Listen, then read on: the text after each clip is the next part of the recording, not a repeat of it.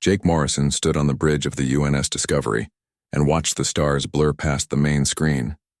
The ship had been traveling for 3 weeks now, and they were finally approaching their destination. Jake had been waiting for this moment his entire life. He was the first human commander to lead a ship beyond the solar system, and the weight of that responsibility pressed down on his shoulders like a heavy blanket. Lisa Parker called out from her engineering station near the back of the bridge. Her voice carried across the room with confidence that came from years of working with fusion drives and quantum computers. She had designed most of the Discovery's systems herself and knew every bolt and wire in the ship. The fusion reactors were running perfectly, and the new hyperspace engine was performing better than anyone had expected during the test. "Runs back at Luna Station, Denny." Wright sat at his communication console with headphones covering his ears. He had been monitoring deep space frequencies since they left Earth orbit, and so far he had heard nothing but cosmic background radiation and the occasional pulsar signal. Earth scientists had debated for decades whether they would find other intelligent life when humans finally reached the stars. Some thought the galaxy would be full of civilizations talking to each other across the void. Others believed humans would find nothing but empty space and dead planets. The Discovery was humanity's first real starship capable of faster-than-light travel. It had taken 50 years of research and development to build the fusion drives powerful enough to punch a hole through space-time itself. The ship was 300 meters long with gleaming white hull plating that reflected the light from nearby stars.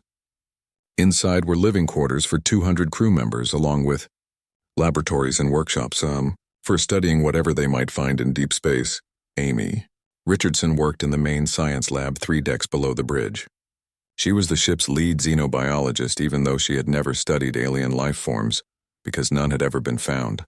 Instead, she had spent years learning about extreme life forms on Earth and trying to imagine what creatures might evolve on worlds with different gravity and atmospheric conditions.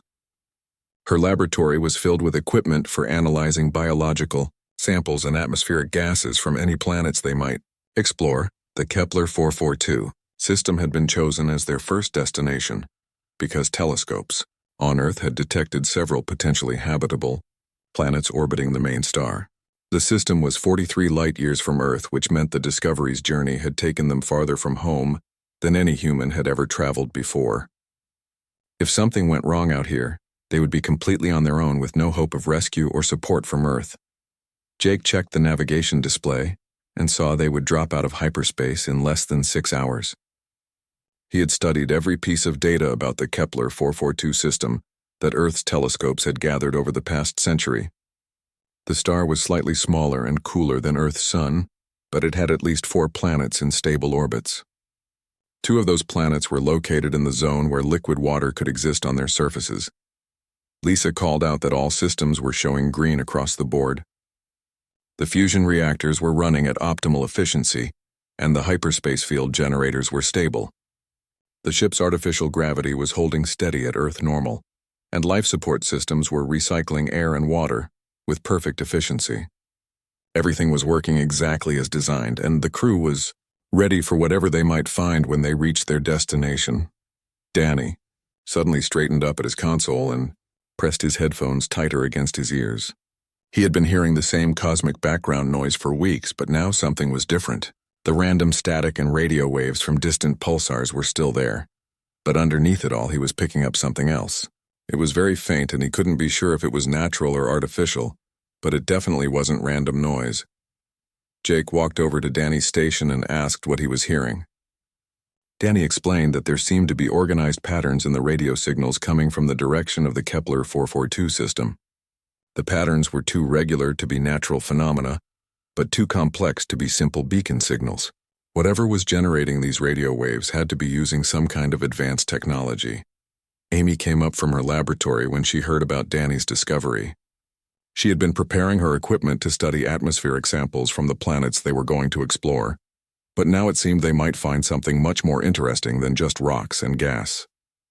If there really were artificial radio signals coming from the system, then it meant they were about to make first contact with an alien civilization. The Discovery dropped out of hyperspace at the edge of the Kepler 442 system and immediately began scanning the area with its most powerful sensors. What they found was beyond anything they had imagined during the planning stages back on Earth. The system wasn't just home to planets and asteroids, but also to massive artificial structures that dwarfed anything humans had ever built. Each structure was roughly spherical and appeared to be made of some kind of dark metallic material that absorbed most electromagnetic radiation. They were positioned in stable orbits around each of the system's planets and were clearly not natural formations. The smallest ones were the size of Earth's moon, while the largest was bigger than Mars itself. Jake ordered the ship to approach one of the smaller structures for a closer look. As the Discovery moved closer, its sensors began picking up more details about the mysterious objects. They appeared to be hollow inside with complex internal structures that could be living spaces or machinery. The surfaces were covered with what looked like sensor arrays and communication equipment, pointing in all directions. Lisa ran a full spectrum analysis on the Tambi structures and discovered they were emitting very low levels of energy across multiple frequency bands. The energy signatures suggested they were active rather than abandoned ruins. Whatever had built these massive constructs was still using them for some unknown purpose. Danny was monitoring his communications equipment when something extraordinary happened. As soon as the Discovery sensors began actively scanning the nearest structure, it immediately went completely dark. All energy emissions stopped and the structure became as cold and dead as an asteroid. Within minutes, the same thing happened to structures throughout the entire system, but the effect didn't stop there. Danny's long-range communication arrays were picking up similar blackouts occurring in neighboring star systems. Structures and energy sources that had been active for unknown periods of time were shutting down one by one in a spreading wave across dozens of nearby systems. Amy realized what was happening, and the implications sent chills down her spine. These weren't just monitoring stations or research facilities. They were part of a vast network that spanned multiple star systems, and whatever intelligence controlled them had just detected humanity's arrival. The galaxy had been watching them, and now it knew they were no longer alone on Earth. Jake Morrison paced the bridge of the Discovery as 3 days passed in complete silence. The massive structures around the Kepler 442 system remained dark and lifeless, while Danny Wright continued monitoring every frequency for any sign of communication. The crew was getting nervous, and Jake could feel the tension building throughout the ship. They had come so far from Earth only to find evidence of alien intelligence that refused to make contact. Amy Richardson spent most of her time analyzing the sensor data they had collected before the structures went dark. The readings showed clearly that whatever had built these massive objects possessed technology far beyond anything humans had developed. The structures were made from materials that Earth scientists had only theorized about, and their internal configurations suggested engineering principles that human physics couldn't fully explain.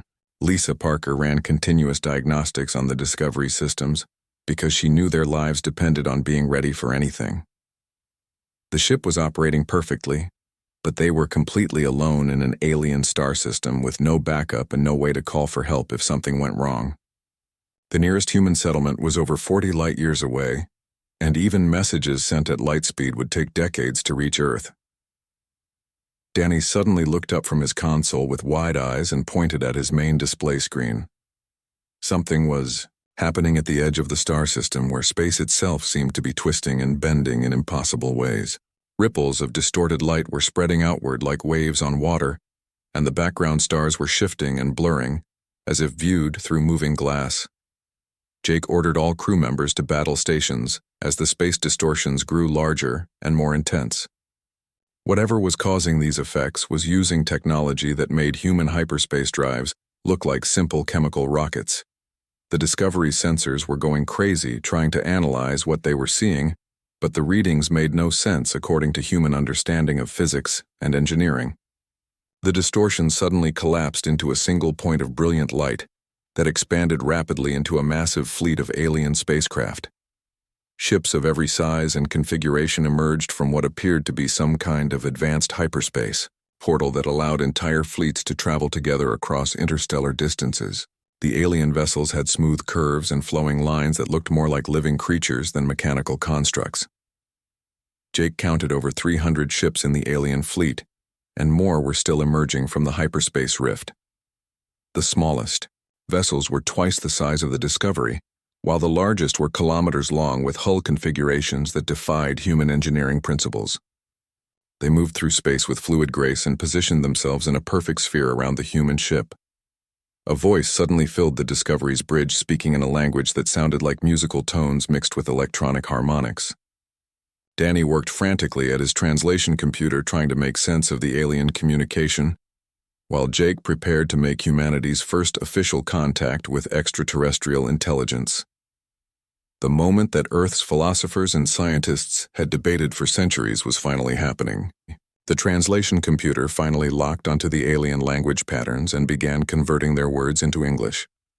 The voice belonged to someone called Admiral Kethvar, who identified himself as the commander of a galactic confederation fleet sent to investigate the human intrusion into their territory. His tone was formal but carried undertones of what seemed like fear or concern rather than hostility. Admiral Kethvar explained that the Confederation was a union of over 10,000 different species that had maintained peace throughout the galaxy for more than 5,000 Earth years. They had been monitoring human development since Earth's Industrial Revolution and had watched humanity's progress with growing alarm. The alien admiral's words sent chills through everyone on the Discovery's bridge. Jake asked why the Confederation had been watching Earth and what they found so alarming about human civilization. Kethvar's response revealed that most alien species in the galaxy had evolved along similar paths when they developed technology. They had learned to harness energy from their stars and had developed weapons that used plasma and directed energy beams for warfare and defense. Susan Miller was the Discovery's military advisor, and she listened with growing unease as Kethvar described how alien civilizations had fought their wars. Their energy weapons could disable enemies without permanent damage, and their conflicts usually ended through negotiation when one side's energy reserves were exhausted. Violence was limited and temporary because energy weapons allowed for surrender and retreat. Humanity had followed a completely different path according to the alien admiral.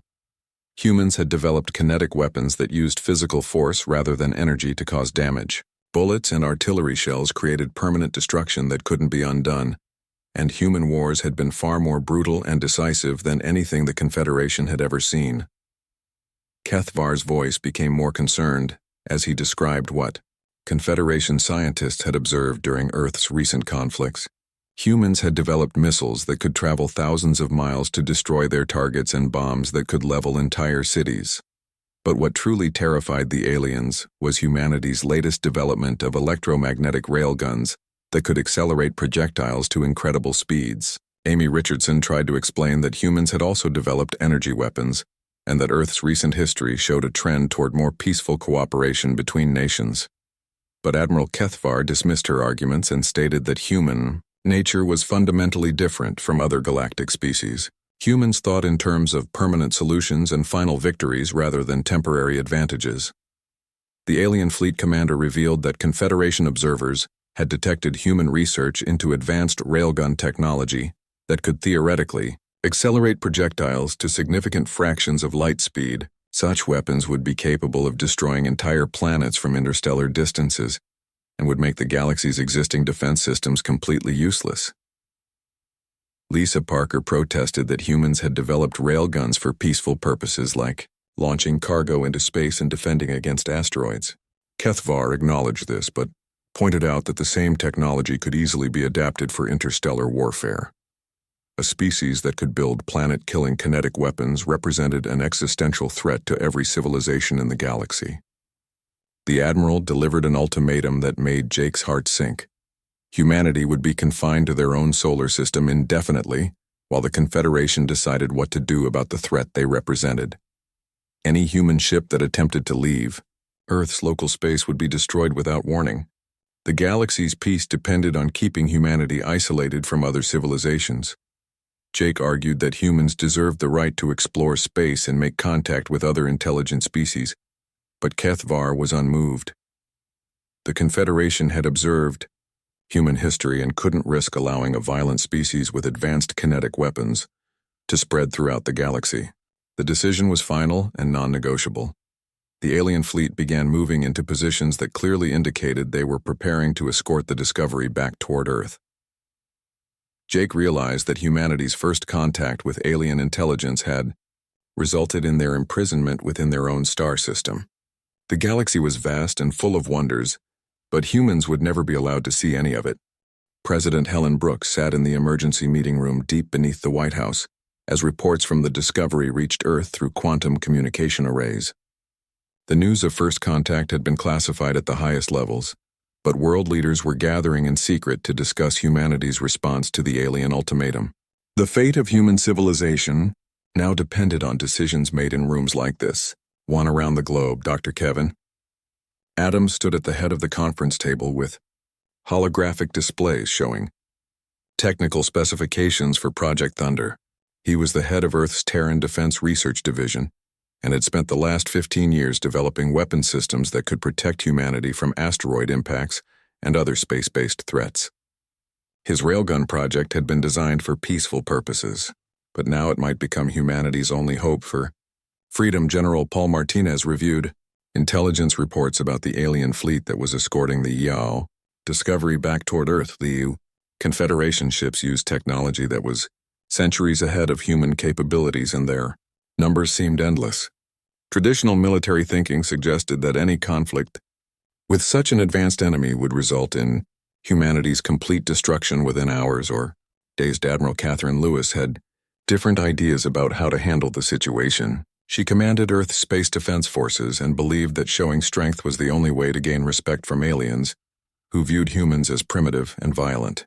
Her philosophy was that weakness invited aggression, while demonstrated capability encouraged negotiation and compromise. Dr. Adams activated his holographic presentation and began explaining Project Thunder to the assembled leaders. The orbital railgun platform had been built at the Lagrange point between Earth and Luna, where it could draw unlimited power from massive solar collection arrays. The weapon system was designed to accelerate tungsten rods to incredible velocities using electromagnetic fields that could be precisely controlled. The railgun itself was over 3 kilometers long and used superconducting magnetic coils to create acceleration forces that no chemical propulsion system could match. Test firings had successfully accelerated small projectiles to 15% of light speed, which was fast enough to vaporize any asteroid that might threaten Earth. The system had never been tested at full power because there had been no targets that required such destructive capability. President Brooks listened to the technical specifications and realized that humanity possessed a weapon that could theoretically reach any target in the local star group within years rather than decades. The implications were staggering because it meant Earth could strike back at alien civilizations, even if human ships were confined to the solar system. The railgun gave humanity strategic reach across interstellar distances. General Martinez argued against using Project Thunder because intelligence suggested the Confederation fleet numbered in thousands of ships with defensive capabilities that humans couldn't understand. Starting a war with such overwhelming odds would be suicide and could result in Earth's complete destruction. The smart choice was to accept the alien ultimatum and work toward eventual diplomatic solutions. Admiral Lewis disagreed with the general's assessment and pointed out that the aliens were already treating humanity as prisoners within their own star system. Accepting defeat without resistance would establish Earth as a subject world that could be controlled and manipulated by alien powers. The only way to gain respect was to demonstrate that humans would fight for their freedom. Dr. Adams suggested a compromise that might satisfy both military philosophies. Instead of attacking the alien fleet directly, Project Thunder could be used to make a demonstration shot that would show humanity's technological capabilities without causing casualties. The target would be an uninhabited asteroid in neutral space where all alien monitoring systems could observe the results. The debate continued for hours as world leaders weighed the risks and benefits of each possible course of action. Some argued that provoking the aliens would bring disaster, while others insisted that submission would lead to permanent slavery. President Brooks found herself caught between impossible choices that could determine whether humanity remained free or spent eternity as prisoners in their own solar system. Intelligence reports indicated that the Confederation was already positioning monitoring stations throughout the outer solar system to ensure humans couldn't develop interstellar travel capabilities. Earth's asteroid mining operations were being watched and human research facilities were under constant surveillance. The aliens weren't just preventing expansion, but were actively limiting human technological development. Dr. Adams revealed that Project Thunder had been designed with exactly this kind of situation in mind. The weapon system could be activated within hours and could deliver a demonstration shot that would be visible to alien observers throughout local space. The target asteroid had already been selected during the original planning phases, and all necessary calculations had been completed. President Brooks made the decision that would change humanity's place in the galaxy forever. Earth would not fire first and would not attack alien civilians, but humans would never surrender their right to explore the stars. She authorized the activation of Project Thunder for a single demonstration shot that would show the galaxy what human technology could accomplish when properly motivated. Lieutenant Colonel Frank Wilson commanded the Luna Station Control Center where Project Thunder's firing systems were located. He had overseen the Railgun's construction and testing phases and knew every component in the massive weapon system. When the activation order came through encrypted channels from Earth, he began the power-up sequence that would charge the superconducting coils to full capacity. The charging process took 6 hours, during which time the solar collection arrays focused their entire output into the Railgun's energy storage systems. Warning beacons were activated throughout the solar system to alert all spacecraft that a weapons test was about to begin. The target asteroid was located in the outer system where the impact would be visible to alien monitoring stations. Frank Wilson watched his control displays as energy levels reached critical thresholds and magnetic field generators came online. The tungsten projectile was loaded into the acceleration chamber, and diagnostic systems confirmed that all components were functioning perfectly. At exactly 1400 hours Greenwich Mean Time, he initiated the firing sequence that would announce humanity's presence to the galaxy. The railgun fired with a flash of electromagnetic energy that could be detected by sensors throughout the solar system. The tungsten rod accelerated through the 3-kilometer barrel in less than a second and emerged at 15% of light speed on a trajectory that would take it to the target asteroid in 6 hours. Earth had just demonstrated that humans possessed weapons capable of striking targets across interstellar distances. Frank Wilson watched the projectile's telemetry data as it raced through space toward its target. He realized that this single shot would either earn humanity respect as an equal partner in galactic civilization or bring down the combined wrath of 10,000 alien species upon Earth. The next few hours would determine whether humans would be free to explore the stars or would spend forever trapped in their home system. The tungsten projectile traveled through space for exactly 6 hours and 14 minutes before it reached its target. Jake Morrison watched from the Discovery's bridge as sensors tracked the incoming round that had been fired from Earth's orbital defense platform. The small piece of metal was moving so fast that it was barely visible even to their most advanced detection equipment, but its trajectory was perfect, and its impact was inevitable. When the projectile struck the asteroid, the explosion was like a miniature star being born in the darkness of space. The kinetic energy released by the impact vaporized the entire asteroid instantly and created a brilliant flash that could be seen from multiple star systems. The light expanded outward in all directions, and for several seconds it was brighter than the nearby stars themselves. Admiral Kethvar's flagship was positioned where it could observe the impact, and the alien commander watched in stunned silence as human technology demonstrated capabilities that the Confederation had never imagined possible. The energy release from a simple metal rod traveling at high velocity was equivalent to weapons that required massive power sources and complex energy-focusing systems. Humans had achieved devastating results using nothing more than physics and engineering. Danny Wright monitored communication frequencies throughout the alien fleet and immediately noticed changes in their transmission patterns. The organized chatter between ships became frantic and urgent as Confederation officers tried to understand what they had just witnessed. Translation programs were working overtime to process the flood of alien communications that were being broadcast on multiple frequencies simultaneously. Amy Richardson analyzed the sensor data from the asteroid impact and realized that Earth's demonstration had revealed more about human capabilities than anyone had intended. The explosion's characteristics showed that the railgun could accelerate projectiles to much higher velocities than the 15% of light speed that had been achieved in this test. The weapon system had clearly been operating at reduced power levels. Lisa Parker ran calculations on her engineering console and discovered something that made her blood run cold. If human railgun technology could be scaled up to larger projectiles or higher acceleration rates, the weapons would become capable of destroying entire planets from interstellar distances. A projectile moving at 90% of light speed would carry more kinetic energy than most stellar explosions. The alien fleet's behavior changed dramatically within minutes of the asteroid impact. Ships that had been maintaining perfect formation began spreading out and taking defensive positions as if preparing for immediate attack. Emergency beacons were activated throughout the Confederation. Fleet and long-range communication. Arrays began broadcasting urgent messages toward distant star systems. Jake Morrison tried to contact Admiral Kethvar to explain that the railgun test had been a peaceful demonstration rather than a threat, but the alien commander refused to respond to any human communications. The Confederation ships were clearly terrified by what they had witnessed and were treating Earth as an immediate, existential threat to galactic civilization.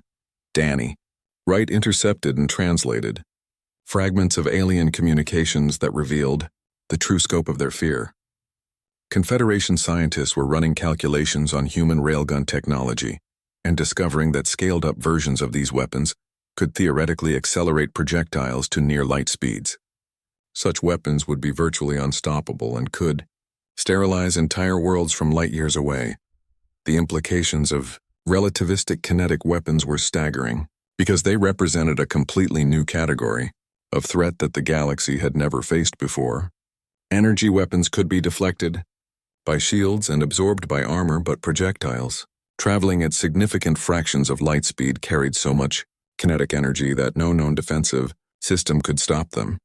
Amy Richardson realized that humans had accidentally demonstrated mastery over physics principles that most alien species had never considered weaponizing. While the Confederation had developed increasingly sophisticated energy manipulation technologies, they had never thought to use pure kinetic force as a weapon of mass destruction. The concept was alien to their way of thinking about warfare. Admiral Kethvar finally responded to human communication attempts, but his message was brief and filled with barely controlled terror. The Confederation fleet was withdrawing immediately to a safe distance, while emergency sessions of the Galactic Council decided how to respond to this new threat.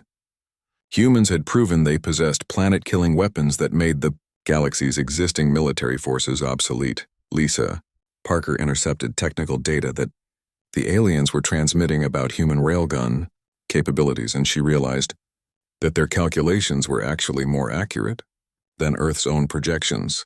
The Confederation's physicists had determined that Project Thunder was just the beginning of humanity's kinetic weapon development, and that larger installations could theoretically accelerate projectiles to velocities approaching light speed itself. Then the alien fleet began departing the star system in groups while maintaining maximum possible distance from the Discovery.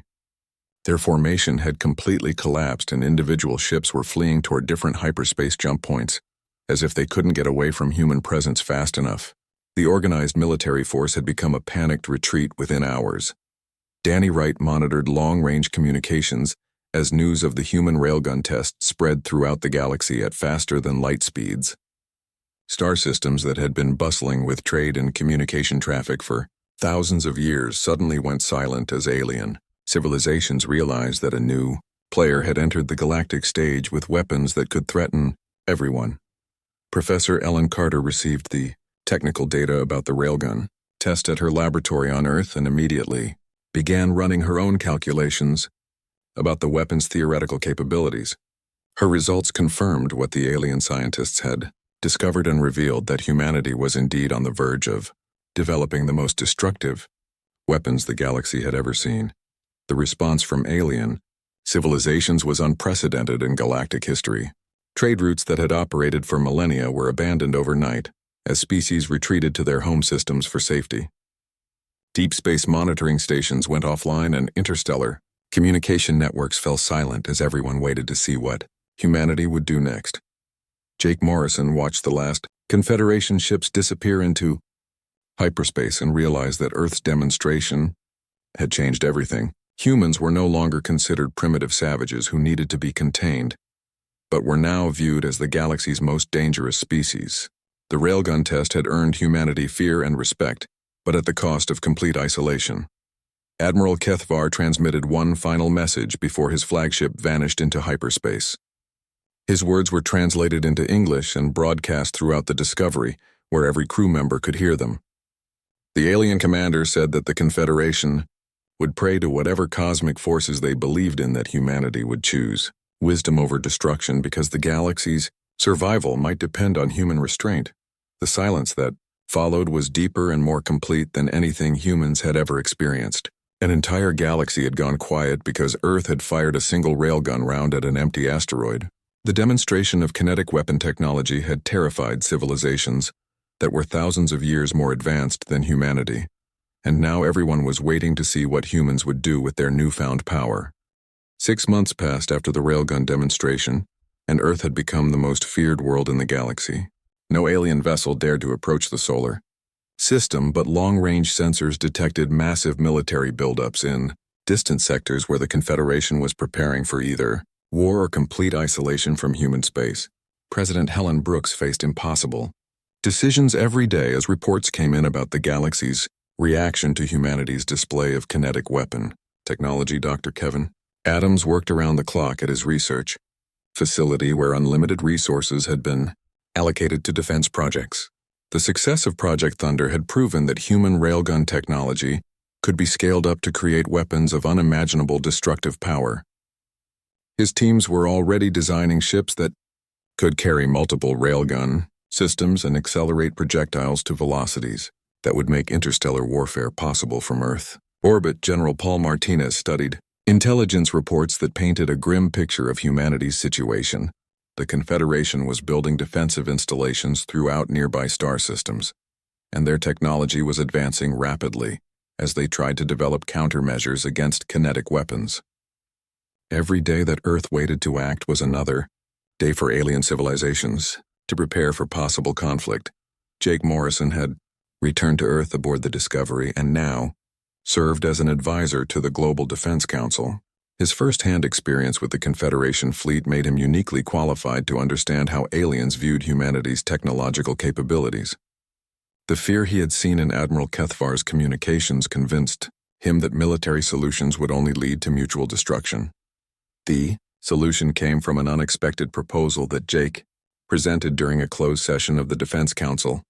Instead of building a fleet of warships equipped with planet-killing railguns, humanity should construct a single vessel that would demonstrate their commitment to peace rather than conquest.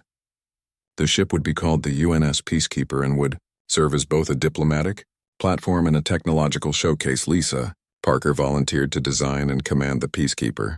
After reviewing Jake's proposal, the ship would be equipped with the most advanced railgun system ever built, but its primary mission would be diplomatic rather than military.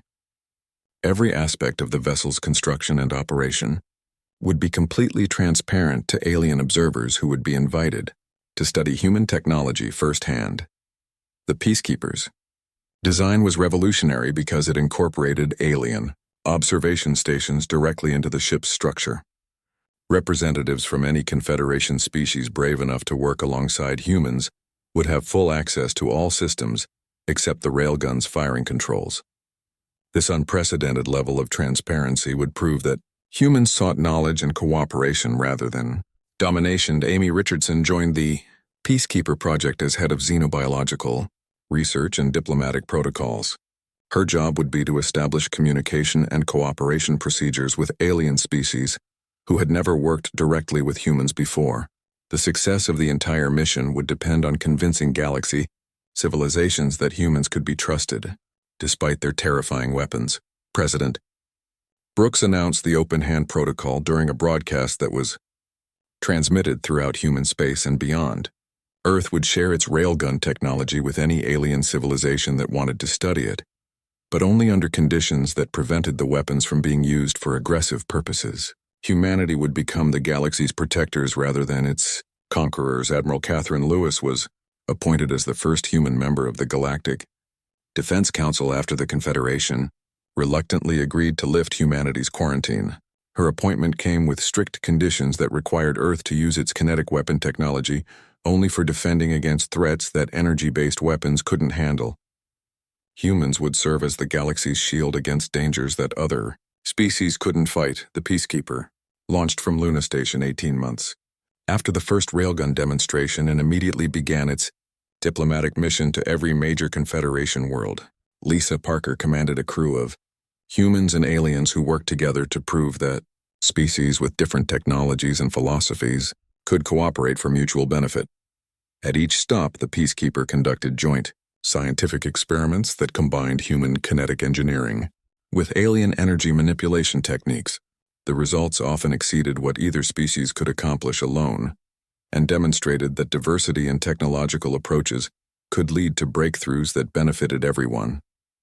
These collaborations slowly began changing how aliens viewed human capabilities. Danny Wright served as the ship's communication officer and maintained constant contact with both Earth and Confederation monitoring stations. His job was to ensure complete transparency in all operations, so that no alien civilization could claim humans were hiding aggressive intentions. Every experiment and every conversation was recorded and broadcast throughout the galaxy. The most significant breakthrough came when Peacekeeper scientists discovered that human kinetic weapons could be used to deflect asteroids and comets that threatened alien worlds.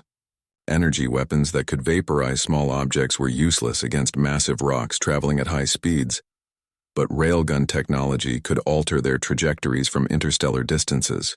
Humans had found their role as galactic protectors. Admiral Kethvar eventually agreed to meet with Jake Morrison at a neutral space station, where they could discuss the future of human-alien relations.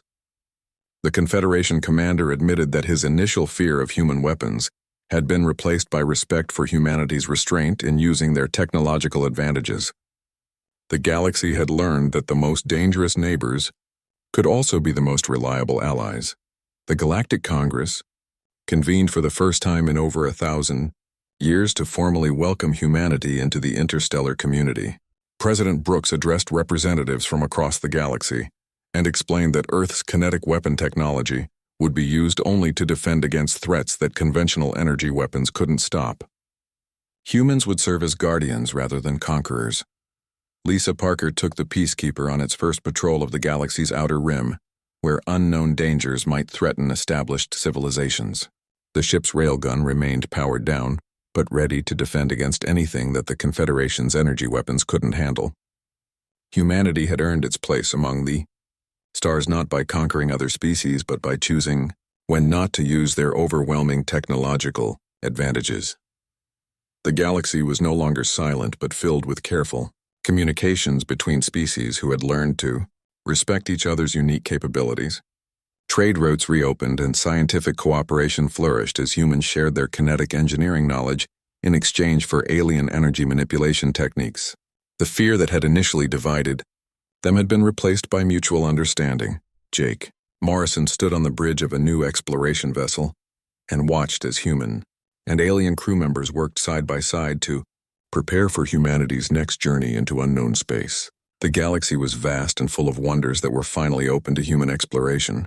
Earth had proven that even the most dangerous weapons could be tools for peace when wielded by those who chose wisdom over destruction.